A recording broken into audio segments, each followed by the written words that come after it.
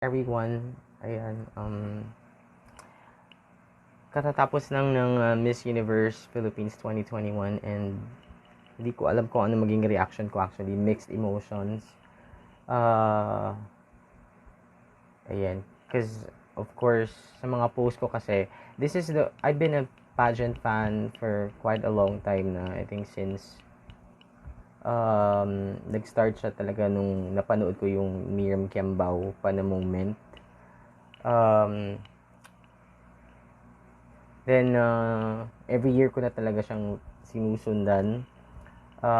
So, that's why, especially in the last 5 to 10 years talaga, I've been a fan of beauty pageants, especially Miss Universe. So, every year, inaabangan ko talaga kung sino yung mananalo as Miss Universe Philippines to represent the Philippines in Miss Universe beauty pageant. So, yeah, katatapos lang and we have a new queen. Speaking of new queen, ayan, nandyan siya. We have Beatrice Luigi Gomez of Cebu City. So, overall, happy naman ako. I don't have questions naman sa kanya. Naitawid naman niya. She performed real well, but I'm going to talk about that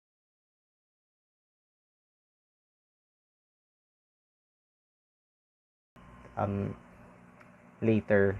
So, i-reserve ko muna yung reaction ko about Bea when it comes to her performance at bakit feeling ko deserve naman niya yung kanyang placement. Ayun,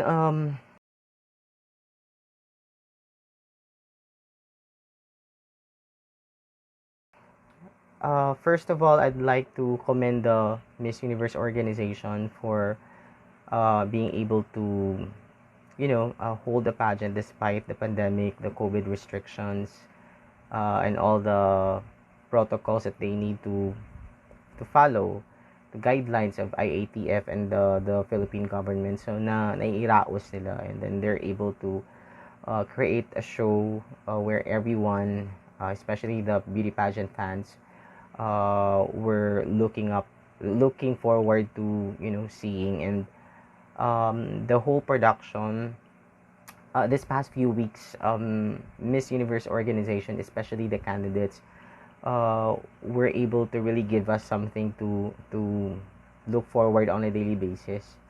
Yung mga post nila sa social media, their content on their own personal social media, and also the challenges that the Miss Universe organization gave to the girls and to the candidates. So sa aspect na yun, I really commend Miss Universe organization for doing that. Kasi alam natin na in the times of pandemic, we're very bored. We're very bored na talaga. Hi Joshua, mahal kita. Yung background ko po ay si Beatrice Luigi Gomez, yung bago nating Miss Universe Philippines 2021. Ayan. Hindi ba siya nakikita? Ayan. So, I'm happy for her. Yeah, right. So, going back to the overall staging, I like it actually. I was not expecting a lot from the organization in terms of staging the finals night. Actually, nagbayad talaga ako. Nagbayad ako ng 599 pesos para lang mapanood lahat ng mga activities ng Miss Universe Philippines 2021 sa ktx.ph kasi exclusive kasi yun doon. Kapag gusto mong makapanood ng live, you have to pay for it. So, I really paid for it kasi I'm fan talaga ako ng pageant, especially Miss Universe. So, happy naman ako with the staging, and it was held in Bohol. And Bohol is one of my most favorite places na nagta-travel. I've been to Bohol quite a few times, and it's really one of the most amazing places in the Philippines. A must see place talaga siya. If you are a traveler, I would really highly recommend Bohol to visit. Ayun, production wise, ang ganda. Naitawid nila kahit na medyo maliit lang yung stage. Kahit na medyo hindi masyadong spacious. Maganda naman yung naging choreography, yung lighting, naha-highlight talaga yung mga girls. Overall, the production and staging was really, really good.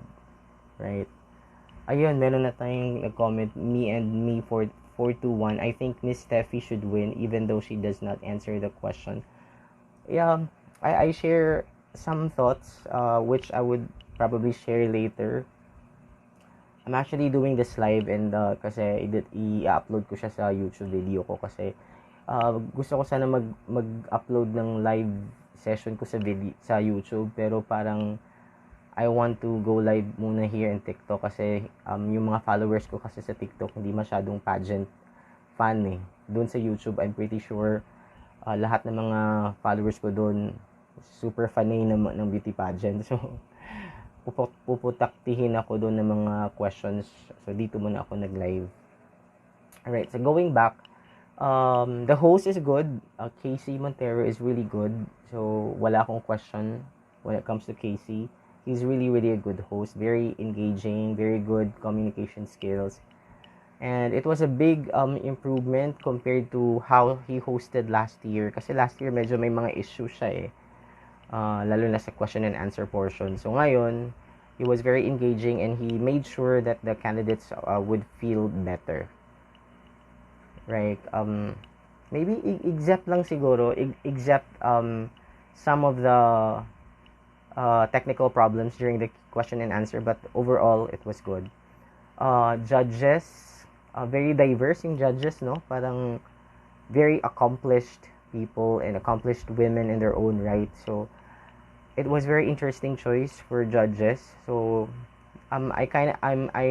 nung introduce yung mga judges, I already expected na parang meron silang matitipuhan talaga na type of candidate. Someone who's also a high caliber in terms of yung yung mga in terms of yung buhay nila talaga, like I believe they're looking for someone who would live up to the standard when it comes to success, kung successful na ba or what, yung mga ganyan parang hindi ko alam, I can't pinpoint, but I think they're looking for someone who's already a successful woman, kumbaga successful woman in their own right. Ayan. Hindi daw siya stand out pag tinabi siya sa mga lita, hindi siya mag-stand out, di katulad ni Steffie, Ma'am Miss Manila. May point ka naman. Me and me. Gusto mo bang mag-guest? gusto mo bang mag-guest? Can you guest? Ayan, ako. Alright, so, yun, so yung top 16, let's talk about top 16. In my previous vlog, na makikita nyo dito sa TikTok, and also I uploaded it in my YouTube channel. Luckily, I got 14 ladies out of 16. Hindi masama. Hindi na masama. So, yung nalaglag ko lang yung nalaglag lang sa listahan ko for top 16 is si Miss Siargao. I was so sad for her kasi feeling ko deserve niya na pumasok sa top 16 kasi magaling talaga siya sa preliminary interviews. So, parang hindi ko alam kung siguro kinulang siya sa swimsuit tsaka sa evening gown. So, understandable naman. Yung isa din, hindi rin pumasok yung si Miss Isabella. So, dalawa yung hindi pumasok sa top 16 ko. Alright, so, and doon niya nakapasok naman na hindi ko masyadong bet, si Miss Mandaluyong at saka si Miss Angeles. Si Mirhan. Actually, Mirhan was part of my original top 16, pero nung badang huli, when it comes to preliminary competitions, yung evening gown at swimsuit, medyo doon ko siya nalaglag. Pero siguro bumawi siya sa preliminary interviews at maganda naman talaga siya. Alright, so yun, I got 14 out of 16. And then, here comes the swimsuit competition. I love the color of the swimsuit. Very empowering. Kaya lang medyo naguluhan ako sa cape. Hindi siya necessary. And then, parang may mga bololoy sa katawan. Parang, and even kisses, she was the one who came out, diba, in swimsuit. Siya yung pinakaunang yung body ni Miss Yung body, my God, yung body ni Miss Manila, what's your thoughts? You know what, Miss Manila was part of my top 5. Me and me, 421. Um, um, Sobra siyang very stunning kasi si Jasmine eh. Yung mukha pa lang, very striking na. Basta very strong at saka yung catwalk skills na yung kanyang pasarela skills, grabe, pamatay, 'di ba? Kahit na isabak mo siya sa mga international models, kayang-kaya niyang makipagsabayan talaga si Jasmine Umali. And the fact that she's already an international model herself, so wala nang question doon, sobra. Hindi ko rin alam kung bakit hindi siya pumasok sa top 10. Ayan. So, the swimsuit competition talaga, yung top contenders ko sa swimsuit competition was Maureen.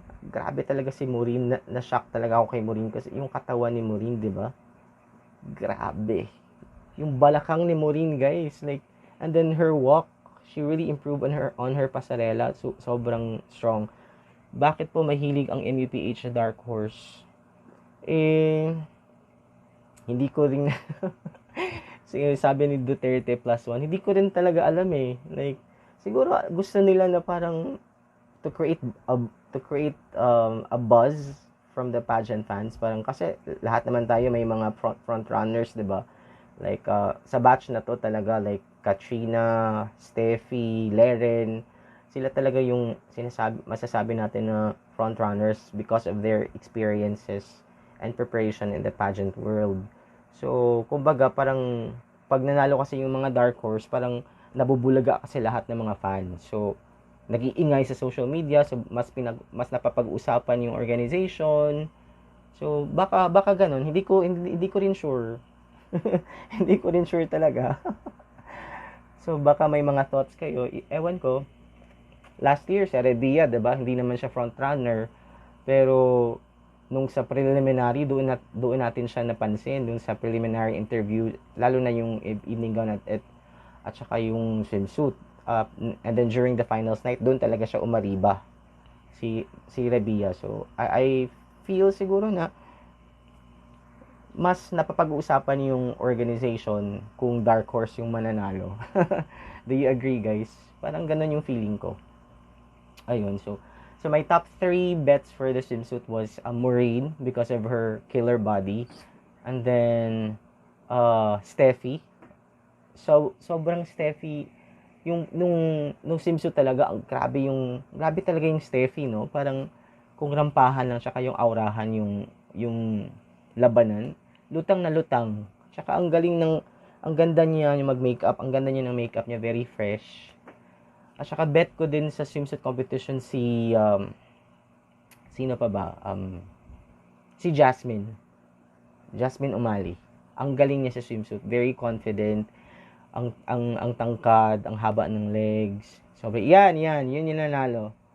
Si Beatrice Gomez of Cebu City. Bea Luigi Gomez. Ang ganda niya, no? Maganda naman talaga. Like, hindi naman tayo kakabahan sa Miss Universe. Tingnan nyo naman yung mukha. Ayan. Alright. So, ayun. So, nag-gown. Before forget, sa swimsuit competition, nagulat ako kay Kisses de la Vigne. Diba maputi si Kisses, yung skin ni Kisses, pinaano nila. Nung nag-out si Kisses sa swimsuit, nagulat ako kasi nagpatan. Tinan ng team niya yung skin niya. So, gulat ako. Sabi ko, si Kisses ba to? Nag-iba yung itsura niya. Bigla siyang naging payat. Tapos yung abs niya sobrang plakado. Tsaka yung confidence niya nag-iba. Muntik lang siyang medyo natapilok ng konti. Pero, nung lumakad ka, very, very strong. Parang sabi ko, oh my God, may potential tong batang to. So, kudos to her. Lalo na nung nag-gown competition, grabe talaga. The full video po is, I think, i-upload sa Empire Philippines YouTube channel. Hindi ko lang alam kung ngayon na or what. Kasi, I think, siguro bukas or whatever. Meron yan for sure. Tsaka may mga snippets din sa YouTube. Ang bilis nga eh. Nagbayad pa ako ng $599. pesos, pero ang dami-dami ng mga mga nag-leak ng mga video sa YouTube. Sabi ko, naku, parang waste of money. Pero okay lang naman kasi at least napanood ko talaga ng live. Kasi fan na fan talaga ako ng mga beauty pageants, especially Miss Universe. Basta isa lang masasabi ko, pag ito na, hindi naka-place, at least top 10, may something wrong na sa... Hindi naman siguro, Duterte plus 1. Hi Ashley069. Wala naman siguro something wrong sa MUPH.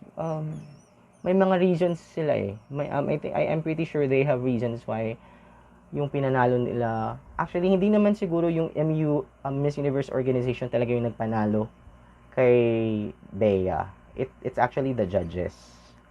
Kasi nakita ko kanina, in-stalk ko yung Instagram ni Dr. Vicky Bello. May pinost siya dun eh. Sabi niya, we have determined the winner and it's a unanimous decision from the judges. So parang ganun. Tapos and then nag-video siya sa lahat ng mga nag-judge. So parang feeling ko hindi lang naman yung Miss Universe organization, Miss Universe Philippines organization yung nag-decide ng winner. So yun. At saka lumaban din naman talaga siya. Hindi natin makakaila yun. Alright, going back to the gown competition, nagulat ako kay Kisses. Siya yung pinakaunang lumabas sa gown. Tapos yung white na very elegant. Sabi ko, oh my God, this girl is on fire. Grabe talaga si Kisses. Nag-iba yung aura niya. Bigla siyang tumangkad. Parang feeling ko bigla siya naging 6-footer. Diba? 5'4" lang si Kisses. Sabi ko, wow. Grabe. Yun. And then, isa pa sa mga standout ko nung gown, si Steffie. 3 years na tayong hindi nakakarampa ng Philippine gown, Diyos mio.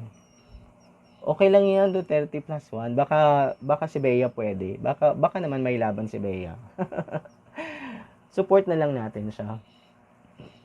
Another standout sa akin sa gown competition, I also love Laren's gown. Top ano po si Kisses? Kisses was included in the top 10. Nag-top 10 po si Kisses. So at least, 'di ba, first time ni Kisses na mag-join ng national pageant. Tsaka alam naman natin yung pinagdaanan ni Kisses talaga. She's one of the most batched candidates for this batch. Sobrang bash talaga. Parang feeling ko nga kung ako si Kisses, mag-surrender na ako sa lahat ng mga bashing na natatanggap ko online. But she never surrendered. She fought. She fought a good fight. 'Di ba? Pasok yan sa top 20 for sure, Philippine Sash eh. Pero kakabahan talaga ako pag Bakit naman?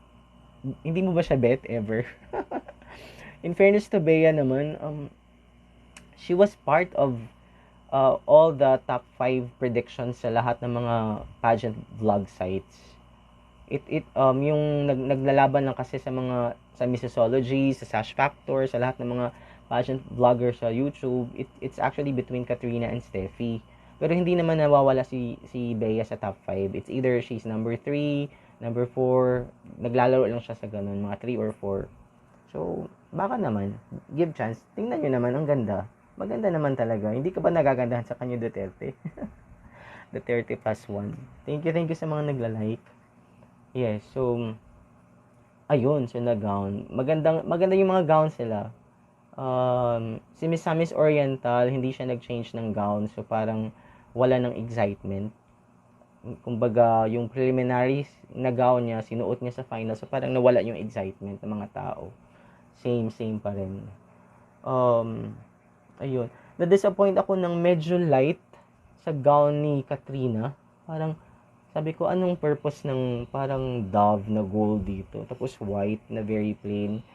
Parang hindi ako masyadong sold sa kanyang styling sa gown. Buti na lang talaga ang galing-galing niyang maglakad. Ang aura niya, very, very queenly and very fierce. No, we can't deny, the girl is very experienced and she's a strong woman. Sobra yung kanyang lakad talaga. Ayun, so, and then, tinawag na yung top 10.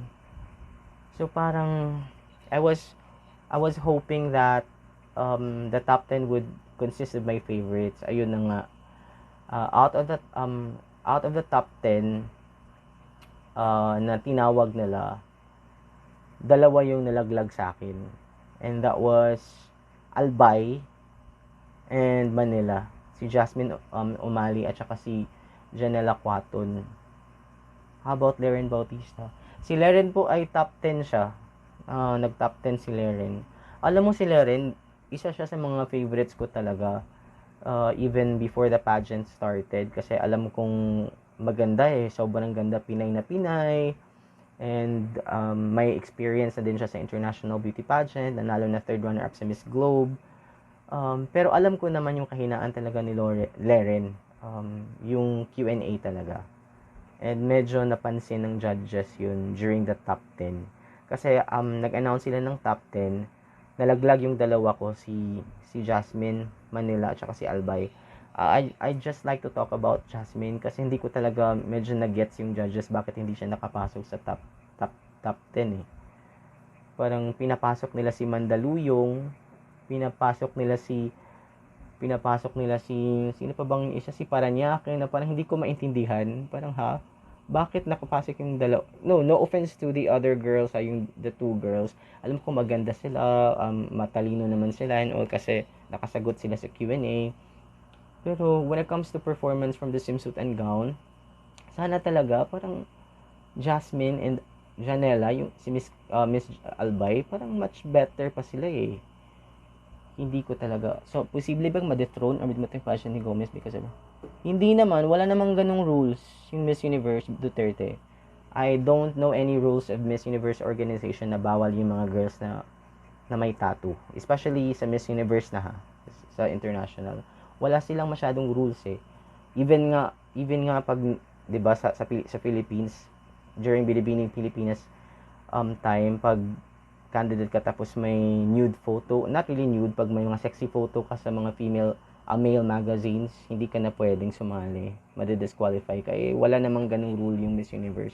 Very liberated naman yung Miss Universe organization. So I feeling ko hindi magiging problema 'yon kay Bea. Ayun. Yun, so nalaglag si Albay. And then here comes the Q&A. Alam nyo talaga, when Kisses was doing her interview, yung issue kasi nila kay Katrina about sa pagsali niya sa Love Island. Bakit? Anong issue? Hindi ko yata alam yan. May issue ba? Meron ba? Parang ngayon ko lang narinig yan. Hello kay Vince Noipi. Anong issue? I-share mo naman. Duterte, anong issue? Wala naman yatang issue. Ayan. So, going back to the top 10 casual interview. Sobrang emotional nung interview ni Kisses. She talked about, the question is about how she made use of her being a miracle baby nga, diba? She always talks about it.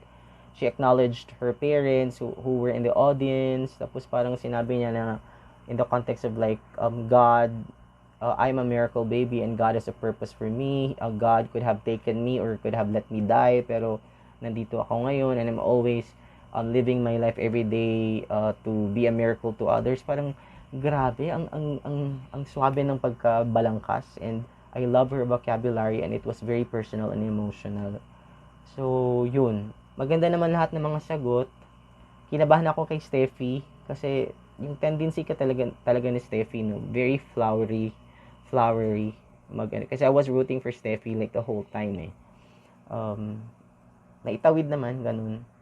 Parang factor daw po yun kasi knowing na yung show is parang liberated show, distracting daw sa image. Ganun ba?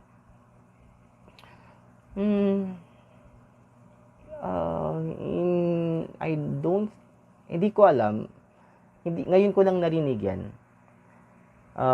Yung feedback na yan. Like, I've been following the Miss Universe Philippines 2021 since its conception. And then, especially for this batch, wala akong narinig na ganyang feedback. Kung meron man, baka na-miss ko lang. Pero I don't think it's going to be an issue. Yun. Ayun, so yung tinawag yung top 5, guys, akala ko talaga pasok si Kisses. Medyo kinabahan pa nga ako kay sa placement ni Steffie or ni VVV or ni Victoria kasi maganda naman yung mga sagot nila. Si Steffie very flowery, si VVV kasi very straight to the point na most of the time parang nami-misinterpret mo na walang kabuhay-buhay, parang ganun. Pero maganda talaga siyang sumagot. First language siya yung English, 'di ba? So parang ganun. So I was really expecting Kisses to be called last. Nahinayang ako sa kanya kasi ang galing niya sa Q&A, pero baka consider din ng mga judges at saka yung Miss Universe Philippines organization yung overall performance talaga. I thought she excelled in the gown competition and also in the preliminary, in the casual interview. So na-expect ako. So naging sad kami for Kisses. Ayun, so sa top 5, ito na, top 5. They had to pick a number from 1 to 5, and then Casey read all the questions. So nag-expect talaga ako na just like last year, they're going to they're going to be given same question, kaya lang iba-iba yung question. So si Steffie yung unang tinawag. Nung tinawag pa lang si Steffie, nung close up yung face niya, alam ko na talaga na kinabahan si Steffie. Na-pressure talaga siya ng todo kasi she prepared for this since 2018. Grabe yung hype sa kanya sa social media, especially yung mga taga Cebu. Like me, I'm from Cebu. So, sobra. And then we waited for her to join, diba? Like every year, kung tinatanong lahat ng mga pageant fans kung sino yung gusto nila na sumali sa Miss Universe Philippines, Steffie's name is always number 1, kumbaga ganun. So nung nag-decide siya this year na sasali siya, parang lahat yata ng tao nag-anticipate talaga at nag-abang of what she can offer. And aminin na natin, kahit hindi ka fan ni Steffie, ang ganda talaga niya. Yung ganda niya nag-uumapaw talaga whenever she smiles. Like it speaks volumes about her personality. At saka aminin na natin, yung team niya talaga very prepared. Like pasabog left and right.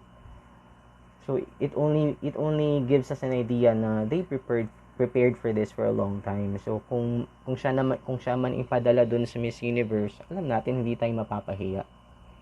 Yeah, yun na nga. Yes, Duterte. Yun na nga, com skills ang yung kulang kay Steffie. Kasi kinabahan siya eh. I've watched her, familiar ako kay Steffie eh. I've watched her Binibining Cebu 2018. Magaling siya magsalita. Very smart, very convincing, at saka very charming pag nagsasalita siya. Hindi ko lang talaga alam kanina. Kasi yung question kasi talaga niya, she was the first one to answer the question. And then she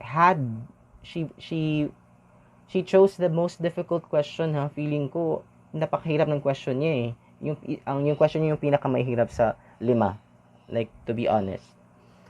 She was asked about how is she going to empower young women to be more socially aware. So parang ang hirap, 'di ba? Ang hirap talaga. But kinabahan talaga siya. I think pag si Steffie pasok tayo sa top 5 sa format ng Miss Universe. Yes, I agree, Duterte.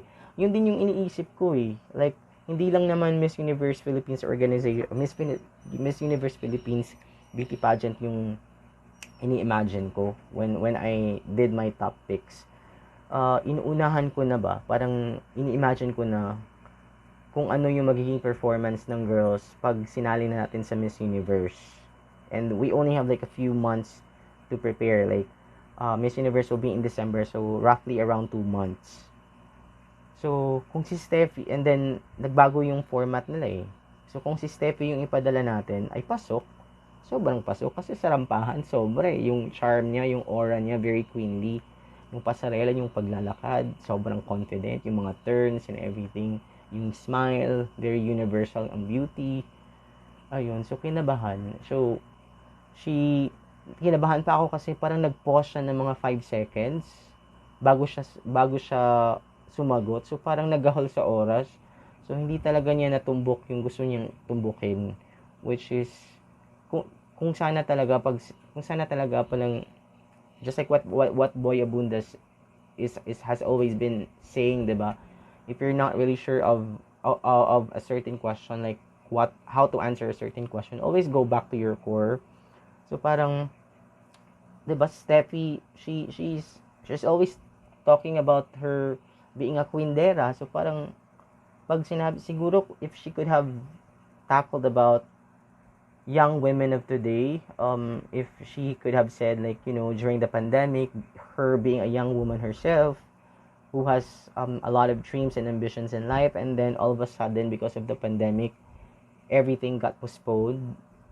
So you would really feel like you're defeated. But her being a quindera used social media as her platform to show that the dreams and ambitions of young women in the society is not stopped but just postponed.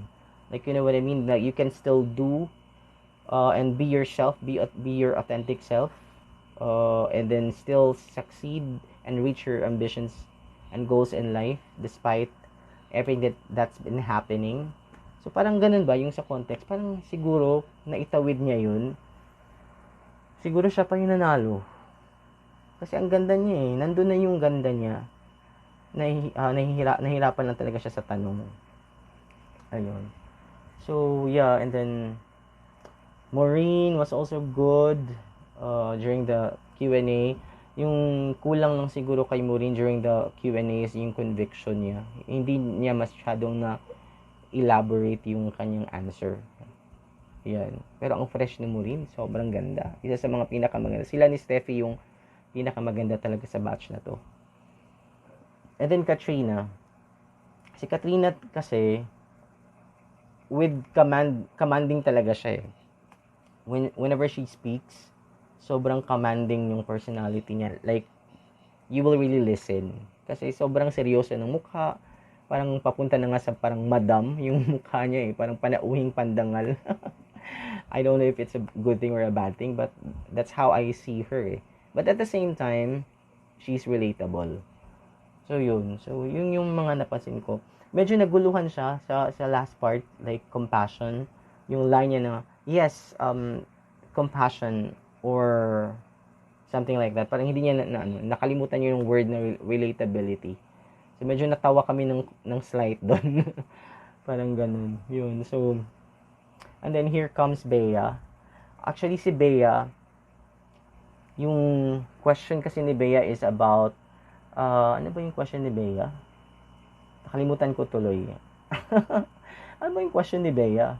Parang, nakalimutan ko. Basta yung ano niya, naitawid niya yung question and answer. Parang, si Bea kasi napansin ko kay Bea kasi, very timid. Very timid siya. Medyo introvert ng light, ng konti. Pero nung ano niya, yung question and answer niya, naitawid niya ng bongga naman. So, I think she was able to answer the question. And then she was able to pinpoint talaga kung anong gusto niyang i-pinpoint sa question and answer niya. So, yes. So, nung after the question and answer sa top 5, hello, watching from Indonesia, Philippines ready to beat Indonesia, miss you.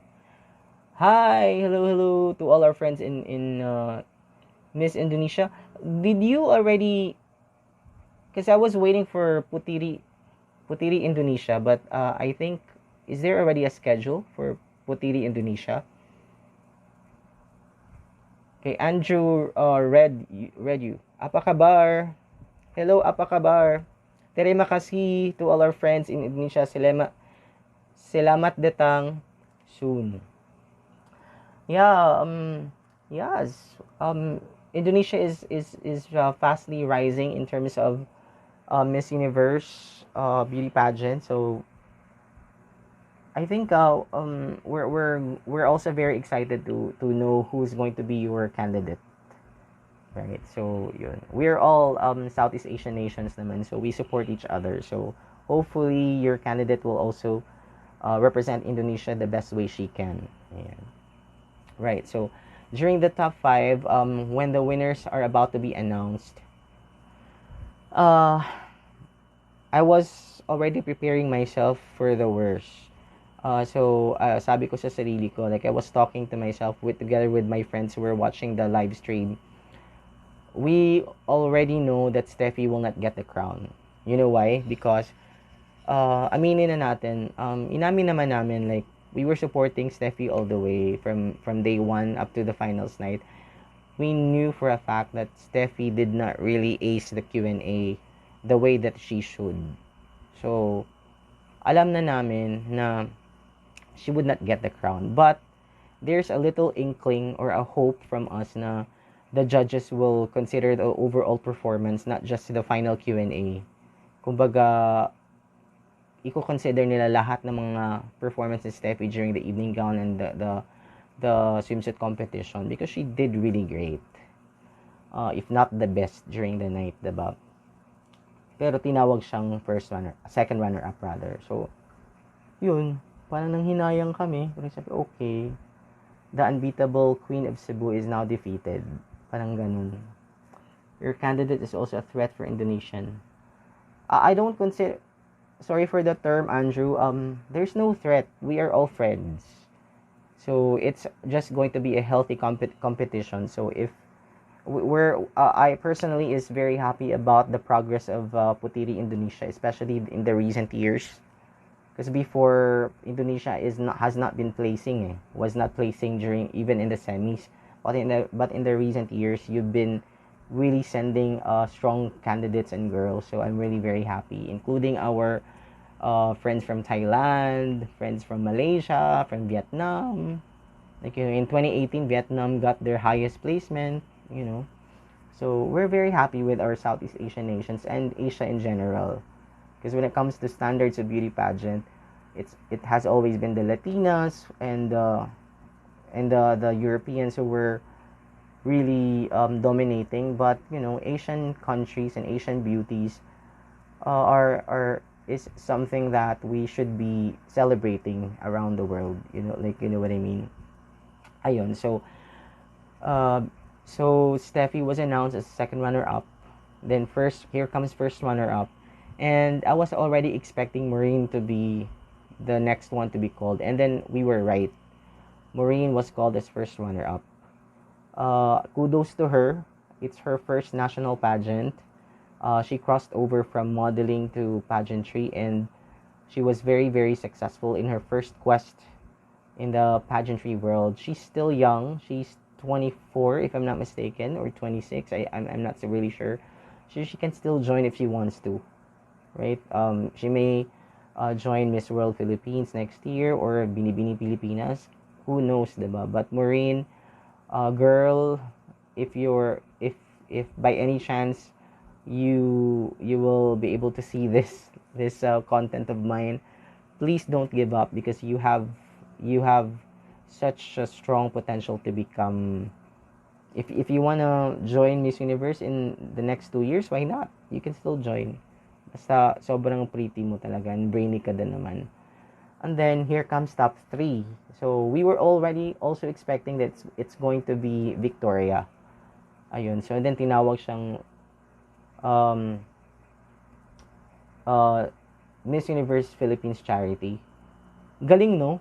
Both Maureen and Victoria, they are first timers in a national pageant. Tapos nag-place agad sa top 5. Grabe. Ito si Victoria kasi silent killer din to eh. Pag na-train pa to ng todo, lalo na sa Q&A, kasi magaling na siya sa Q&A eh. She speaks really good kasi nga English is her first language, so wala na tayong problemahin doon when it comes to that aspect. The only thing that we need to train her more is her personality and her conviction when she answers questions. Kasi right now, when she answers questions, it's not pageant patty. It's not the typical way of answering candidates. It's not the typical way that our candidates are answering beauty pageant questions. Whenever, napansin ko kay Victoria, whenever she answers the question, very straightforward and very conversational. Para lang siyang, you know, para lang siyang nakikipag-usap sa isang kaibigan, parang ganon. But there's nothing wrong with that. But in a beauty pageant, dapat kasi talaga when you answer the questions, it's going to be impactful at saka magandang pakinggan talaga. And then sabi nga ni Boy Abundas, and big. Ano nangyari sa big and big. Ayan. And then, here comes the last two women standing. Taguig, Katrina, Dimaranan, and then Cebu City. So we were torn. We were torn really during the announcement kasi back in my head, feeling ko, oh my God, parang tama yata lahat ng mga major pageantry vlog sites. Si Katrina talagang ipapanalo nila kasi sayang, parang feeling ko nasasayangan sila kay Katrina kasi MU caliber, prepared, ready, and then very stunning, magaling magsalita. And then she's already 28 years old, so it's going to be her last pageant ever. So hindi na siya makakasali next year. So they might actually give it to her na. So yun talagang nasa isipan ko, back in my mind. Sabi ko, okay, it's going to be Katrina. And then yung isang friend ko naman, si Chris, sabi niya, naku baka si Bea yung panalunin nila kasi yung camp kasi ni Bea, I don't know ha. It's only my personal opinion. I was rooting for Pangasinan next top model but confidence with Q&A buckled up. Medyo, yeah, I think so. I would agree with you, Andrew.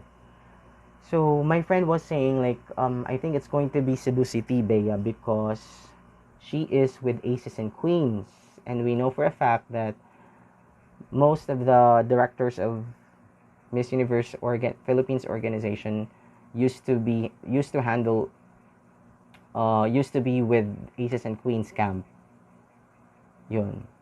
So it will the two possibilities were playing in our minds, whether they're going to go for Katrina, who's ready and prepared, who has got the experience, and she also deserves it, diba? We can't deny that.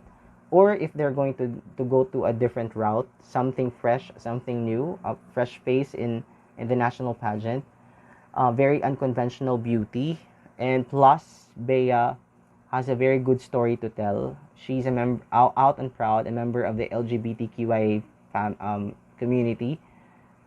She's very fearless with that tattoo in her arm, diba? So, ayun na nga. And then when they announced it was Bea of Cebu City, we were all jumping. Like especially my friend Chris, she was really overjoyed, and me as well, because I'm from, just like what I said, I'm from Cebu City, so I was really rooting for Steffie, which is my number one pick, and I would also don't mind if Bea will win, but I was hoping, of course, for Steffie. So when they announced that Bea is the winner, so we were all jumping in joyful hearts. Grabe talaga yung saya namin. It doesn't mean that we don't like Katrina, don't get me wrong, but we're happy for Cebu City and we're happy for Katrina. So at least the crown of Miss Universe Philippines is back home to Cebu City. We know naman in the Philippines, Cebu City is like the powerhouse city or province when it comes to beauty pageants. So we were very happy for Bea. So overall talaga, I'm quite emotional. My heart goes out to my personal and sentimental bet, Steffie Aberasturi of Cebu Province. She's already 27 years old. I just don't know if she's going to join again in a major beauty pageant. Sana naman no, mag-crossover siya sa Mabuhay Pilipinas or even sa Miss World Philippines. Hindi ko lang alam talaga. Sana talaga praying. She still has 1 year to join. So kung magde-decide siya to join again next year sa MUPH, it's going to be her last. Meron pa siyang 1 year, guys. Kasi gusto ko talaga siyang makita sa international stage, lalo na sa MU. Kasi yung lakad, yung personality, yung aura, very queenly. So hindi tayo mapapahiya, 'di ba? 'Di ba? Hindi pa nga nag-finals night, parang kinuronahan na siya ng mga kapitbahay natin ng mga Latin countries, yung mga pageant fans ng mga Latin countries like Venezuela, Colombia, parang lalo na yung runway challenge niya dun sa bridge, Cebu Bridge, 'di ba? Parang sobra, 'di ba? Sobra siyang na-headline, no, nag-viral sa buong mundo. So, parang kinatatakutan na siya. Sayang lang hindi masyadong nabigyan ng justice in Q&A. Medyo kinabahan. Right? So, yun. Sayang. But still, we're very happy for our very own Bea Luigi Gomez of Cebu City. She has a very good story to tell. And she will be waving 2 flags during the Miss Universe beauty pageant, Miss Universe 2021 beauty pageant in Israel this coming December. Ayun. So, that's my overall pick. No, not pick. Bakit overall pick? That's my overall sentiments, reactions about the recently concluded Miss Universe Philippines 2021. Ayun. Happy naman. Kayo guys, okay ba kayo sa result? Happy naman kayo sa results. Uy, thank you pala sa mga nagla-like dyan ha, kay Yateko1. Thank you very much for viewing. And then maraming salamat din kay Michael Buado. Thank you very much. Kay Suzette. Kay Christian_Naps. Maraming salamat. Kay Nagpaubaya16. Naku, Nagpaubaya talaga. And also our friends from Indonesia, Andrew Red U. Hello.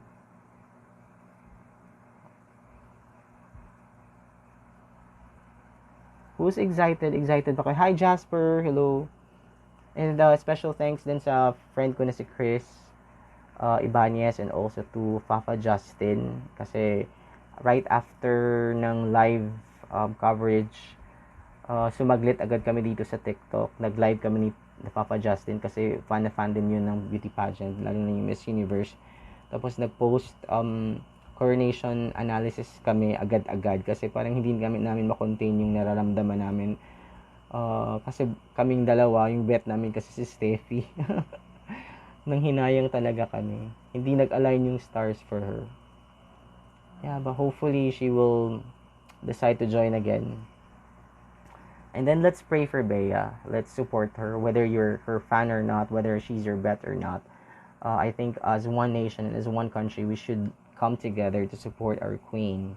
That's very important. Kailangan niya yan. Meron siyang mga i-improve, wag natin siyang i-bash. Bash, no to bashing, but just constructive criticism. Yun lang. So may may reason naman yung judges kung bakit siya talaga yung pinanalo. Kasi nag-perform naman talaga yung si Bea, whether we like it or not. We can't deny it. She really performed in all aspects of the competition. So, parang nga siyang silent killer. Parang siyang bombshell na ball of fire na ganun lang, steady lang. Hindi masyadong pasabog, pero and then she picked at the right time. And then the stars aligned for her. And then she won Miss Universe Philippines 2021. Ayun, guys. Thank you very much. I think I need to end my live session na. Unless meron pa kayong mga questions, whatever and whatnot. Meron pa ba? Ayun na. Thank you sa ating thanks, Ray. Maraming salamat kay Michael Buado. Bye and good night. Good night. Si Motessa Francisco Hara. Move on na tayo, guys. Hindi ko na lang babasahin yung mga negative masyado kasi So okay naman lahat. Ayun. Okay, thank you everyone. Bye, good night, and hello universe. We have a new queen. Again, congratulations to our new queen. Ayan, Beatrice Luigi Gomez. Bea Louise Gomez. Ayan. Bye. Bye guys, good night.